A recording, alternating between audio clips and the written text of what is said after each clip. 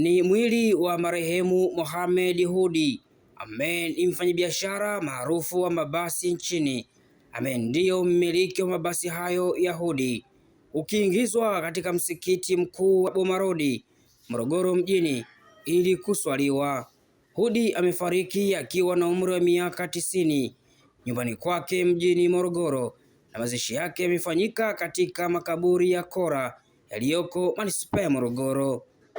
Watu mbalimbali wamehudhuria katika mazishi yake, akiwemo mbunge wa jimbo la Morogoro mjini Mheshimiwa Dr. Abdulaziz Abudi pamoja na watu wengine, ambapo wameeleza historia ya marehemu. Kutoka hapa mkoani Morogoro, hii ni Ayo TV na millardayo.com. Mimi ni Jacob Sonyo. Mzee Hudi tunamfahamu, ni mzee wetu hasa, akatulea sisi na vile katika shughuli za usafirishaji ametufundisha. Ni mzee wa muda mrefu katika usafirishaji na ni mzee wetu kwa familia vile vile. Na kwa kweli kwa Morogoro vile vile alikuwa ni mwanasiasa, alikuwa diwani wa kata ya Boma. Kwa hiyo tumepotelewa na mzee ambaye mwenye hekima, busara ya kusaidia wana Morogoro kwa mawazo na hekima zake. Mimi nilikuwa kama mfanyakazi wa muda mrefu katika kampuni ya Hudi Bus Service. Nimeingia katika kampuni ya Hudi Bus Service ikiwa na mabasi matano tu. Umeona, na zote zilikuwa CD, TZ40, TZ47, TZ45 na TZ3451. Baada ya kuingia mimi kazini pale nilikuwa kama kijana mdogo, nilikuwa na miaka 19. Lakini kwa wale watu ambao niliwakuta walikuwa wamenichukulia mimi kama mdogo wao kutokana na mazingira ambayo nilikutana nao. Baada ya kuwa mimi kufanya kazi pale, baada ya kuwa na mabasi matano yakaongezeka mengine, watu wengine wakaja. Sasa uzuri wa mzee wetu au marehemu mzee Mohamed Said Hudi, yeye alikuwa ni mkweli na muasi. Ukweli wako ndio utakuacha huru, uongo wako ndio utakutia hatiani.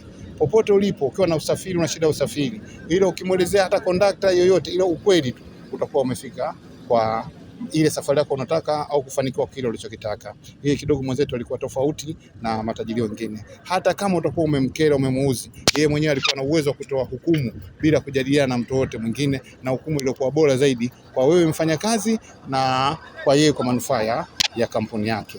Kingine cha pili, alikuwa hana tabia ya kufuatilizia wafanyakazi wake. Kama mfanyakazi wake si umejenga nyumba, umefanya nini, umepata maendeleo, labda wewe na kile kisinini, huyo mzee alikuwa iko kitu alikuwa hana. Yeye kama ukijenga nyumba, yeye kwa kindo anafurahi, ukipata kitu naye anakufurahi, na sijabu akakuuliza kwa muda wa mwaka mzima umefanya kazi, kuna nini ambacho ulichokuwa umekipata, na kama huna ukimwambia anaangalia uwezekano mwingine wa kukusaidia. Kwa hiyo tabia hii amelisisha wafanyakazi wa Hudi na mpaka watoto wa mzee Hudi wote tunakuwa na katika msimamo mmoja. Na mzee Hudi alikuwa ni muumini wa msikiti wetu, akipatikana pale msikitini kwa swala zote tano. Alikuwa ni mzee ambaye ninavyomuelewa kama mimi kiongozi wake, alikuwa ni mtu wa kujitolea sana ndani ya msikiti, pia akiishi na watu kwa wema. Ni mtu ambaye alikuwa akitoa misaada kwa tofauti, wasiojiweza, wajane, yatima, na mwezi Ramadhani alikuwa na kanuni ya kufuturisha. Lakini pia alikuwa katika kipaumbele katika wazee wa misikiti katika mambo ya ujenzi, ukarabati, akipatikana katika shughuli zote za misikiti. Kwa hiyo mzee tumempoteza, ameondoka kwa sababu kufa ni ahadi, kama alivyosema Allah, kullu nafsin dha'iqatul mauti, kila nafsi itaonja umauti, itakufa. Kwa hiyo mzee wakati wake umefika, lazima afe, lakini tunamkumbuka kwa hayo. Sisi Waislamu tunaamini mwanadamu anapokufa anakufa, mambo yake yote yanaisha, ile isipokuwa mambo matatu. Moja ni sadaqatun jaria, sadaka yenye kuendelea. Kwa hiyo mzee Hudi ameacha sadaqatun jaria nyingi. Moja kama alivyokueleza, ni mara mwisho tulifanya ukarabati mkubwa kabisa wa msikiti wetu wa Boma Road kama miaka 10 iliyopita. Yeye ndo alikuwa amesimamia na kutoa fedha zake akisaidiana na wafadhili wengine inshallah.